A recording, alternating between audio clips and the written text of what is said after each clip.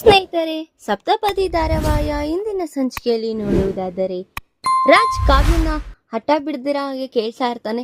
ಅಲ್ಲ, ನೀನ್ ನಿಜವಾಗ್ಲೂ ವ್ರತ ಮಾಡೋದಿಕ್ಕೆ ಹೋಗಿದ್ದ? ಸುಮ್ನೆ ಇಲ್ಲ ಏನ್ ನಿಮ್ಗೆ ಅಷ್ಟೊಂದು ನನ್ ಮೇಲೆ ಅನುಮಾನನಾ? ಯಾಕೆ ನೀವೇ ನೋಡಿದ್ರಿ ಅಲ್ವಾ ನಾನು ದೇವಸ್ಥಾನದಲ್ಲಿ ಇದ್ದಿದ್ದು? ಯಾಕ್ರಿ ಈ ತರ ಆಡ್ತಿದ್ದೀರಾ ಅಂತ ಕಾವ್ಯ ಕೇಳ್ತಾ ಇದ್ರೆ, ಅಲ್ಲ ನಾನೇನೋ ಅನ್ಕೊಂಡೆ, ಹಾಗಾಗಿ ನನ್ನ ಮನ್ಸಲ್ಲಿ ಏನೋ ಇತ್ತು, ಹಾಗಾಗಿ ನಾನು ಆ ಥರ ಯೋಚನೆ ಮಾಡಿದೆ ಅಂತ ಅನ್ಕೋತಾ ಇರ್ತಾನೆ. ಈ ಕಡೆ ನೋಡಿದ್ರೆ ನೀವೆಷ್ಟು ಚೆನ್ನಾಗಿ ನಾಟಕ ಆಡ್ತಿದ್ದೀರಾ ನನ್ನ ಮುಂದೆ, ನನ್ನ ಮೇಲೆ ಪ್ರೀತಿ ಇರೋ ಥರ. ಅದ್ರಕ್ಕಿಂತ ಅದರಷ್ಟು ನಾನು ಮಾಡ್ತಿಲ್ವಲ್ರಿ, ಯಾಕ್ರಿ ನೀವು ಈ ಥರ ಆಗೋಗ್ಬಿಟ್ಟಿದ್ದೀರಾ ಅಂತ ಅವಳು ತುಂಬ ಎಮೋಷ್ನಲ್ ಆಗಿರ್ತಾಳೆ. ಈಗೇನು ಇನ್ನೊಂದ್ಸತಿ ನೀನು ಈ ಥರ ಎಲ್ಲ ಹೇಳ್ದಿರಾ ಮಾಡ್ದಿರಾ ಹೋಗ್ಬೇಡ, ಏನಾದರೂ ಇದ್ರೆ ಹೇಳ್ಬಿಟ್ಟು ಹೋಗೋದನ್ನ ಕಲಿ ಅಂತ ಅವಳಿಗೆ ರಾಜ್ ಹೇಳ್ತಾ ಇರ್ತಾನೆ. ಇನ್ನೀ ಕಡೆ ಕಾವ್ಯ ನೀರು ಕುಡಿತಾ ಇರೋದನ್ನ ನೋಡಿ, ಅಲ್ಲ ಈ ಸ್ವಪ್ನ ಅಲ್ಲೇ ಎಲ್ಲಾದ್ರೂ ಸ್ಮಶಾನದಲ್ಲಿ ಹಾಕಿದ್ರೆ ಸರಿ ಹೋಗಿರೋದು, ಇವಾಗ ಈ ಮನೆ ಸುತ್ತಾ ಇರೋದನ್ನ ನಾನೇ ಕಣ್ಣಾರೆ ನೋಡ್ಬೇಕಲ್ಲ ಅಂತ ಅವಳ ಮನ್ಸಲ್ಲಿ ಅನ್ಕೊಂತಾ ಇರ್ತಾಳೆ.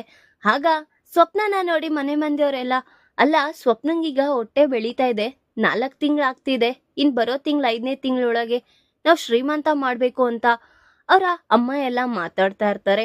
ಆಗ ಧಾನ್ಯಲಕ್ಷ್ಮಿ ಹೇಳ್ತಾಳೆ, ಅಯ್ಯೋ ಈ ರುದ್ರಾಣಿಗೆ ಏನ್ ಗೊತ್ತಾಗುತ್ತೆ ಅತ್ತೆ, ಎಲ್ಲ ನಾವೇ ಹೇಳ್ಬೇಕು, ಅವ್ರ ಸೊಸೆನ ನೋಡ್ಕೊಳ್ಳೋ ಜವಾಬ್ದಾರಿನೇ ಇಲ್ಲ ಅವಳಿಗೆ ಅಂತ ಧಾನ್ಯಲಕ್ಷ್ಮಿ ಹೇಳ್ಬೇಕಾದ್ರೆ, ನನಗ್ ಬರೀ ಅದೇ ಕೆಲ್ಸ ನೋಡು, ಬರೀ ಅವಳು ಉಸ್ರು ಅನ್ಕೊಂಡ್ಬಿಟ್ಟಿದ್ಯಾ ನಾನು, ಅವಳು ಎಲ್ಲೆಲ್ಲಿ ಇರ್ತಾಳೋ ಅಲ್ಲಲ್ಲಿ ಇರೋದಿಕ್ಕೆ ಅಂತ ಅವಳು ಸಹ ಮಾತಾಡ್ತಾ ಇರ್ತಾಳೆ. ಏನಾದ್ರೂ ಪ್ಲಾನ್ ಮಾಡ್ಬೇಕಲ್ಲ ಅಂತ ಸ್ಕೆಚ್ ಆಗ್ತಾ ಇರ್ತಾಳೆ ಈ ಕಡೆ ರುದ್ರಾಣಿ. ಇನ್ನೀ ಕಡೆ ಅಯ್ಯೋ ಇವರೆಲ್ಲ ತುಂಬಾ ಆಸೆಗಳನ್ನ ಬೆಳೆಸ್ಕೊಂತಿದಾರಲ್ಲ, ಏನ್ ಮಾಡೋದು, ಈ ತರ ನಡ್ಸ್ಕೊಂಡು ಹೋದ್ರೆ ಸರಿ ಹೋಗಲ್ಲ, ಏನಾದ್ರೂ ಐಡಿಯಾ ಮಾಡ್ಬಿಟ್ಟು ಈ ಅಬೋರ್ಷನ್ ಮಾಡಿರೋ ತರ ನಾಟಕ ಆಡಿಸ್ಬೇಕಲ್ಲ ಅಂತ ಯೋಚನೆ ಮಾಡಿ, ಒಳ್ಳೆ ಚಾನ್ಸ್ ಅಲ್ವಾ, ಈಗ ಮೆಟ್ಲಿಂದ ಬಿದ್ದೋದ್ರೆ ಸರಿ ಹೋಗುತ್ತೆ, ಮನೆ ಮಂದಿಯವ್ರಿಗೆಲ್ಲರಿಗೂ ಗೊತ್ತಾಗುತ್ತೆ ಅಂತ ಇನ್ನು ಅವಳ ಪ್ಲಾನ್ನ ಸ್ಟಾರ್ಟ್ ಮಾಡ್ಕೊಂಡಿರ್ತಾಳೆ. ಇನ್ನೀ ಕಡೆ ಅಪ್ಪುಗೆ ಕಲ್ಯಾಣ್ ಫೋನ್ ಮಾಡಿ, ನಾನು ಇನ್ನ ಮೀಟ್ ಆಗ್ಬೇಕು ಬಾ ಅಂತ ಅವ್ನು ಹೇಳ್ತಿದ್ರು, ಇಲ್ಲ ನಾನು ಬರೋದಿಕ್ಕಾಗಲ್ಲ, ನನ್ನ ಮನೇಲಿ ಕೆಲಸ ಇದೆ ಅಂತ ಹೇಳ್ತಿದ್ರು, ಇಲ್ಲ ನನಗೆ ಗೊತ್ತಿಲ್ಲ, ನಾವು ಮೀಟ್ ಆಗೋ ಜಾಗಕ್ಕೆ ಬಾ ಅಂತ ಅವನು ಫೋರ್ಸ್ಫುಲಿ ಹೇಳ್ತಾ ಇರ್ತಾನೆ. ಈ ಕಡೆ ನೋಡಿದ್ರೆ ಕನಕ ವಿಚಾರ ಕೇಳಿಸ್ಕೊಂಡು, ಅವರು ಯಾರು ಅನ್ಕೊಂಡಿದ್ಯಾ, ನಿಮ್ಮ ಅಕ್ಕ ಅವರ ಮೈದಾ, ಅವ್ರು ಕರೀತಿದ್ದಾರೆ ಅಂದ್ರೆ ಏನೋ ಕಾರಣ ಇರುತ್ತೆ, ಹೋಗ್ಬಿಡ್ ಬಾ ಅಂತ ಕನಕ ಹೇಳಿ ಅಪ್ಪುನ ಕಳಿಸ್ತಾಳೆ.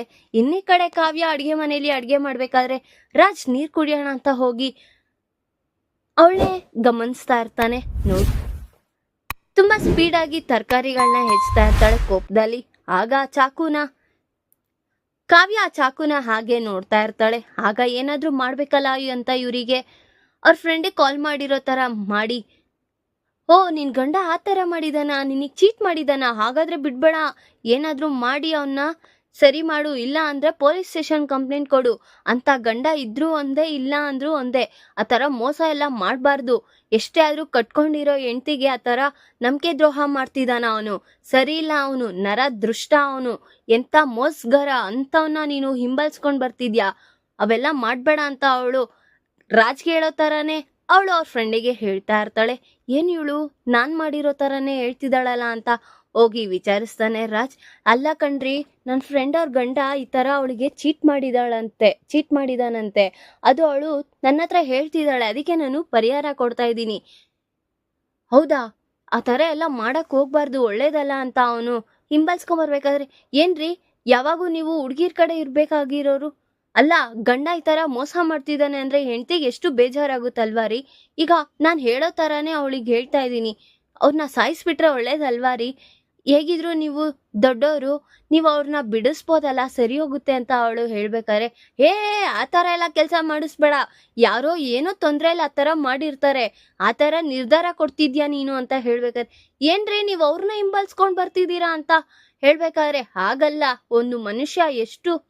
ಒಬ್ಬ ಮನುಷ್ಯನ್ಗೆ ಇಷ್ಟು ಕ್ರೂರವಾಗಿ ಕೊಡ್ಬಾರ್ದಲ್ವಾ ಅಂತ ಅವನು ಸಹ ಹೇಳ್ಬೇಕಾದ್ರೆ, ಹಾಗಾದ್ರೆ ಈಗೇನ್ ಮಾಡ್ಬೇಕು ಕೇಳ್ರಿ ಅಂದಾಗ, ನೋಡ್ಕೊಂಡು ಸಮಾಧಾನವಾಗಿ ಅವನೇನ್ ಕಾರಣ ಅಂತ ತಿಳ್ಕೊಳಕ್ ಕೇಳು, ಆಮೇಲೆ ವಿಚಾರಣೆ ಮಾಡೋಣ ಅಂತ ಅವಳಿಗೆ ಹೇಳ್ತಾ ಇರ್ತಾನೆ. ಆಗ ಅವಳು, ನಮ್ಮ ಯಜಮಾನ್ರು ಹೇಳ್ತಿದ್ದಾರೆ ಕಣೆ, ಸ್ವಲ್ಪ ತಾಳ್ಮೆಯಿಂದ ಇದ್ದಿ ನೋಡ್ಬೇಕಂತೆ ಅಂತ ಹೇಳ್ತಾ ಇರ್ತಾಳೆ. ಧಾರಾವಾಹಿಯ ಪ್ರತಿಯೊಂದು ಸಂಚಿಕೆ ತಪ್ಪದೇ ನೋಡಬೇಕಾದರೆ ನಮ್ಮ KTVS 365 ಚಾನಲ್ನ ಈಗಲೇ ಸಬ್ಸ್ಕ್ರೈಬ್ ಮಾಡ್ಕೊಳ್ಳಿ, ಹಾಗೆ ಪಕ್ಕದಲ್ಲಿರುವ ಬೆಲ್ ಬಟನ್ ಅನ್ನು ಪ್ರೆಸ್ ಮಾಡಿ ಅದರಲ್ಲಿ ಆಲ್ ಆಪ್ಷನ್ ಸೆಲೆಕ್ಟ್ ಮಾಡ್ಕೊಳ್ಳಿ. ಇದರಿಂದ ನಾವು ರಿಲೀಸ್ ಮಾಡುವಂತಹ ಸಂಚಿಕೆ ಅಪ್ಡೇಟ್ ನೋಟಿಫಿಕೇಶನ್ ಸಿಗುತ್ತೆ. ಇನ್ನ ಅವ್ರವ್ರ ದಿನಚರಿಯಲ್ಲಿ ಅವ್ರವ್ರು ಕೆಲ್ಸದಲ್ಲಿ ಮುಳುಗೋಗಿರ್ತಾರೆ. ಕಾವ್ಯ ಸ್ವಪ್ನ ಇದೇ ಒಳ್ಳೆ ಟೈಮ್ ಅಂತ ಅವಳು ಮೆಟ್ಲು ಮೇಲಿಂದ ಬಂದು ಬೀಳೋಣ ಅಂತ ಪ್ಲಾನ್ ಸ್ವಪ್ನ ಜೋರಾಗಿ ಕಿರ್ಚ್ಕೊಂಡ್ ಬರ್ತಾ ಇರೋದ ನೋಡಿ ಕಾವ್ಯಂಗೆ ಗಾಬರಿಯಾಗಿ ಅಕ್ಕ ಏನಕ್ಕ ಅಂತ ಹಿಡ್ಕೊಳಕ್ ಹೋಗ್ತಾಳೆ. ಆಗ ಸ್ವಪ್ನನ್ನ ಅವಳು ಸೇವ್ ಮಾಡ್ತಾಳೆ. ಆಗ ಮನೆ ಮಂದಿಯವರೆಲ್ಲರೂ ಅಯ್ಯೋ ಏನಾಯ್ತು ಅಂತ ನೋಡಕ್ ಬರ್ಬೇಕಾದ್ರೆ ನೋಡಿದ್ರೆ ರುದ್ರಾಣಿ ಬಿದೋಗಿದ್ರೆ ಒಳ್ಳೆ ಒಂದ್ ಪೀಡೆ ಹೋಗಿರೋದು, ಎಲ್ಲ ಈ ಕಾವ್ಯನೇ ಹಾಳು ಮಾಡ್ಬಿಟ್ಲು ಅಂತ ಅವಳು ಸಹ ಮನ್ಸಲ್ಲಿ ಅನ್ಕೊಂತಾಳೆ. ಅಲ್ಲ ನಿಧಾನಕ್ಕೆ ಬರ್ಬೇಕಂತ ಗೊತ್ತಾಗಲ್ವಾ ಅಂತ ಅವ್ರ ಅಜ್ಜಿ ಹೇಳ್ಬೇಕಾದ್ರೆ ಅವಳಿಗೆ ಎಲ್ಲಿ ನಿಧಾನ ಇದೆ, ಎಲ್ಲಿ ಅವಳು ಒಂದು ನೆಟ್ಟಿಗೊಂದು ಕೆಲಸ ಮಾಡಲ್ಲ, ನಾನು ಪ್ರೆಗ್ನೆಂಟ್ ಆಗಿದ್ದೀನಿ ಅನ್ನೋ ತಲೆಯಲ್ಲಿಲ್ಲ, ನನ್ನ ಹೊಟ್ಟೆ ಒಳಗೆ ಮಗು ಇದೆ ಅನ್ನೋದೇ ಇಲ್ಲ, ಏನಮ್ಮ ಅನ್ನೋ ಇವಳು ಅಂತ ರುದ್ರಾಣಿ ಹೇಳ್ತಾ ಇರ್ತಾಳೆ. ಇನ್ನಿ ಕಡೆ ಕಳ್ಯಾಣ್ ಅಪ್ಪು ಕರ್ದಿರೋ ಜಾಗ ಬಂದಿರ್ತಾಳೆ. ಆಗ ಅಲ್ಲಿ ನೋಡಿದ್ರೆ ಅನಾಮಿಕಾ ಅವರಿಬ್ರು ಸೇರಿ ಅಪ್ಪುಗೆ ಸರ್ಪ್ರೈಸ್ ಕೊಡ್ತಾರೆ. ಏನ್ ಹೇಳು ಕರ್ದಿದ್ ವಿಚಾರ ಅಂತ ಅಪ್ಪು ಕೇಳ್ಬೇಕಾದ್ರೆ ನಿನಗೆ ಒಂದು ಸರ್ಪ್ರೈಸ್ ಆಗಿ ಗಿಫ್ಟ್ ಕೊಡೋಣ ಅಂತ ಕೊಡ್ತಾ ಇದೀವಿ ಅಂತ ನೋಡಿದ್ರೆ ಅದ್ರೊಳಗೆ ಸೀರೆ ಇರುತ್ತೆ. ಏನೋ ಸೀರೆನಾ, ನಾನ್ ಸೀರೆ ಉಡ್ತೀನ ಅಂತ ಅವಳು ಕೇಳ್ತಾ ಇದ್ರೆ ನಾನ್ ಹೇಳ್ದೆ ಅಲ್ವಾ ಅನಾಮಿಕಾ ಅವಳು ಸೀರೆ ಎಲ್ಲ ಉಡೋದಿಲ್ಲ, ಅವಳು ನೋಡ್ದ ಶರ್ಟು ಪ್ಯಾಂಟೇ ಅವಳು ಹಾಕೋದು, ನಾನು ಅವತ್ತು ಹೇಳ್ದೆ ನೀನ್ ಕೇಳೋದೇ ಇಲ್ಲ ಅಂತ ಅವ್ನು ಹೇಳ್ತಾ ಇದ್ರು. ಇಲ್ಲ ಒಬ್ರೊಬ್ರು ಮನ್ಸಲ್ಲಿ ಒಂದೊಂದ್ ತರ ಇರುತ್ತೆ, ಹೆಣ್ಮಕ್ಳಿಗೆ ಸೀರೆ ಉಟ್ರೇನೆ ಚಂದ ಅಂತ ಅನಾಮಿಕಾ ಹೇಳ್ತಾ ಇರ್ತಾಳೆ. ಆದ್ರೆ ನಮ್ ಬ್ರೋ ಆ ತರ ಸೀರೆ ಎಲ್ಲ ಉಡಲ್ಲ, ಏನಿದ್ರು ಶರ್ಟು ಪ್ಯಾಂಟೇ ಹಾಕೋತಾಳೆ. ಈಗ ಕಲ್ಲಿನ ಬಂಡೆಗೂ ನಮ್ ಬ್ರೋಗೂ ಏನು ವ್ಯತ್ಯಾಸನೇ ಇಲ್ಲ, ಏನಂದ್ರು ಅವಳಿಗೆ ಫೀಲಿಂಗ್ಸೇ ಇರೋದಿಲ್ಲ, ಪ್ರೀತಿ ಆಗ್ಲಿ ಹೇಗ್ ಮಾತಾಡ್ಬೇಕು ಏನ್ ಮಾಡ್ಬೇಕು ಅನ್ನೋದೇ ಅವಳಿಗೆ ಗೊತ್ತಿರಲ್ಲ, ಅಂತವಳಿಗೆ ನೀನ್ ಈ ತರ ಹೇಳೋದು ಅವಳ ತಲೆಗೆ ಹೋಗುತ್ತಾ ಅಂತ ಅಪ್ಪುಗೆ ಚುಚ್ಚೋ ತರ ಸಹ ಮಾತಾಡ್ತಾ ಇರ್ತಾನೆ. ಅಪ್ಪುಗ್ ತುಂಬಾ ಬೇಜಾರಾಗಿ ಸರಿ ನಾನು ಇನ್ನ ಹೊರಡ್ತೀನಿ ಅಂತ ಅವಳು ತುಂಬಾ ಎಮೋಷನಲ್ ಆಗಿ ಕಲ್ಯಾಣ್ ಮಾತಾಡೋ ವಿಚಾರ ಒಂದೊಂದನ್ನು ಅವಳು ನೆನಪಿಸ್ಕೊಂಡು ಹೊರಟಿರ್ತಾಳೆ. ಇನ್ನಿ ಕಡೆ ಕಾವ್ಯ ಸ್ವಪ್ನನ್ನ ಕಾಪಾಡೋದಿಕ್ಕೋಗಿ ಅವಳ ಕಾಲು ಉಳ್ಕೋಗಿರುತ್ತೆ. ಆಗ ಅವಳು ನಿಧಾನಕ್ಕೆ ಬರ್ತಾ ಇರ್ತಾಳೆ, ಬಿದ್ದೋಗ್ತಾ ಇರ್ತಾಳೆ ಇನ್ನೇನು. ಆಗ ರಾಜ್ ಬಂದು ಹಿಡ್ಕೊಂತಾನೆ. ಏನಾಯ್ತು ಅಂತ ಕೇಳಿದಾಗ ಅದೇ ಅಕ್ಕನ್ನ ಕಾಪಾಡಕ್ ಹೋದ್ನಲ್ಲ ಅಲ್ಲಿ ಕಾಲು ಉಳುಕ್ಬಿಟ್ಟಿದೆ ಅಂತ ಹೇಳ್ತಾ ಇರ್ತಾನೆ. ನೀ ಹಿಂಗ್ ನೋಡ್ಕೊಂಡ್ ಮಾಡೋದಿಕ್ ಆಗಲ್ವಾ ಅಂತ ಅವ್ನು ಹೇಳ್ತಾ ಇದ್ರು. ಈಗೂ ಕ್ಲಾಸ್ ತಗೋಬೇಕೇನ್ರಿ ನೀವು ಅಂತ ಅವಳು ಸಹ ಕೋಪದಲ್ಲಿ ಮಾತಾಡ್ತಾಳೆ. ಸರಿ ಬಾ ಆಯ್ತು ಅಂತ ನಿಧಾನಕ್ಕೆ ಕರ್ಕೊಂಡೋಗಿ ಕಾವ್ಯನ್ಗೆ ಆಯಿಂಟ್ಮೆಂಟ್ ಹಚ್ಚೋಣ ಅಂತ ಹಚ್ತಾ ಇರ್ತಾನೆ. ರೀ ಬೇಡ ರೀ, ನನಗೇನು ಔಷಧಿ ಹಚ್ಬಿಡಿ, ನಾನು ಹಚ್ಕೊಂತೀನಿ, ಏನೂ ಆಗಲ್ಲ, ನಾನು ನೋಡ್ಕೊಂತೀನಿ ಅಂತ ಹೇಳ್ತಿದ್ರು. ಏನಾಗಲ್ಲ, ಈ ಬ್ರಹ್ಮಾಂಡದಲ್ಲೇ ಏನೂ ಬರ್ದಿಲ್ಲ ಹೆಂಡತಿ ಕಾಲ್ನ ಮುಟ್ಬಾರ್ದು ಅಂತ, ಏನಾಗಲ್ಲ ಕುತ್ಕೋ ಅಂತ ಅವಳನ್ನ ಬಲವಂತ ಮಾಡಿ ಕೂರಿಸಿ ಆಯಿಂಟ್ಮೆಂಟ್ನ ಹಚ್ತಾ ಇರ್ತಾನೆ ಪ್ರೀತಿಯಿಂದ. ಈ ಕಡೆ ನೋಡಿದ್ರೆ ಅವ್ರ ಅಜ್ಜಿ ತಾತ ನೋಡ್ತಾ ಇರ್ತಾರೆ. ಕಾವ್ಯ ಅದನ್ನ ನೋಡಿ ಓ ಅಜ್ಜಿ ತಾತ ನೋಡ್ತಿದಾರಂತ ಇವ್ರು ಹಿಂಗ್ ಮಾಡ್ತಿದಾರ ಅಂತ ಅವಳ ಮನ್ಸಲ್ಲಿ ಸಹ ಬರುತ್ತೆ. ಕಾವ್ಯಂಗೆ ಇದೇ ನಿಜವಾಗ್ಲೂ ಆಗಿದ್ರೆ ಎಷ್ಟು ಖುಷಿಯಾಗಿರ್ತಿದೆ ಅಲ್ವಾ ನಾನು ಅಂತ ಅವಳ ಮನ್ಸಲ್ಲಿ ಅನ್ಕೊಂತಾಳೆ.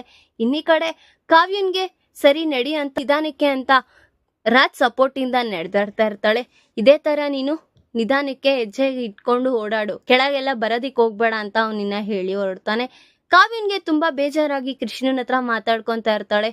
ಏನಪ್ಪ ನಿನ್ ಲೀಲೆ, ಎಲ್ಲ ನೀನೇ ಮಾಡ್ತಿದ್ಯಾ, ನನ್ ಗಂಡ ತುಂಬಾ ಬುದ್ಧಿವಂತ, ಯಾರಿಗೆ ಏನೇ ಕಷ್ಟ ಬಂದ್ರು ಏನೇ ಆದ್ರೂ ದೊಡ್ಡಸ್ಗೆ ಅನ್ನೋದಲ್ದಿರ ಎಲ್ಲರಿಗೂ ಕಾಪಾಡ್ತಾರೆ. ಅರೆ ನನ್ ಮನ್ಸನ್ನ ಅವ್ರು ಅರ್ಥ ಮಾಡ್ಕೊಳ್ಳೋದಿಕ್ ಆಗ್ತಿಲ್ವಲ್ಲ, ನನ್ಗದೇ ತುಂಬಾ ಬೇಜಾರಾಗ್ತಿದೆ, ಎಲ್ಲ ನೀನೇ ಕಾಪಾಡ್ಬೇಕಪ್ಪ. ಇನ್ 3 ತಿಂಗಳೊಳಗೆ ನಾನು ಅವ್ರನ್ನ ಬದಲಾವಣೆ ಮಾಡ್ಕೊಬೇಕು, ಅವ್ರು ನನ್ ಕಡೆನೇ ಇರ್ಬೇಕು ಅನ್ನೋದನ್ನ ಬೇಡ್ಕೋತಾ ಇದ್ದೀನಿ. ಇನ್ನೇನು ಬೇಡಪ್ಪ, ನನ್ ಗಂಡ ನನ್ ಕಡೆ ಇದ್ರೆ ಸಾಕು, ನನ್ ಜೊತೆ ಖುಷಿಯಾಗಿರ್ಬೇಕು ಅಂತ ಅವಳು ದೇವ್ರ ಹತ್ರ ಬೇಡ್ಕೊಂತಾ ಇರ್ತಾಳೆ. ಈಗ ಸ್ವಪ್ನ ನಿಜವಾಗ್ಲೂ ಬೇಕು ಅಂತಾನೆ ಬಿದ್ದೋಗ್ತಿದ್ದಾಳೆ ಅನ್ನೋ ವಿಚಾರ ಕಾವ್ಯನ್ಗೆ ತಿಳಿಯುತ್ತಾ ಈ ಕಡೆ ನೋಡಿದ್ರೆ ಮನೆ ಮಂದಿಯವರೆಲ್ಲರೂ ಸೇರಿ ಸ್ವಪ್ನಗೆ ಶ್ರೀಮಂತ ಮಾಡ್ಬೇಕು ಅಂತಿದ್ದಾರೆ. ಆ ವಿಚಾರ ಏನಾದ್ರೂ ಕಾವ್ಯ ಮನೆ ಮಂದಿಯವ್ರಿಗೆ ತಿಳಿಸ್ತಾಳ ಅನ್ನೋದನ್ನ ಮುಂದಿನ ಭಾಗದಲ್ಲಿ ತಿಳಿಸ್ಕೊಡ್ತೀನಿ. ಈ ವಿಡಿಯೋ ಇಷ್ಟ ಆದ್ರೆ ಲೈಕ್ ಮಾಡಿ, ನಿಮ್ಮ ಫ್ರೆಂಡ್ಸ್ ಹಾಗೆ ನಿಮ್ಮ ರಿಲೇಟಿವ್ಸ್ಗೂ ಶೇರ್ ಮಾಡಿ ಅಂಡ್ ಕಮೆಂಟ್ ಮಾಡಿ. Thanks for watching.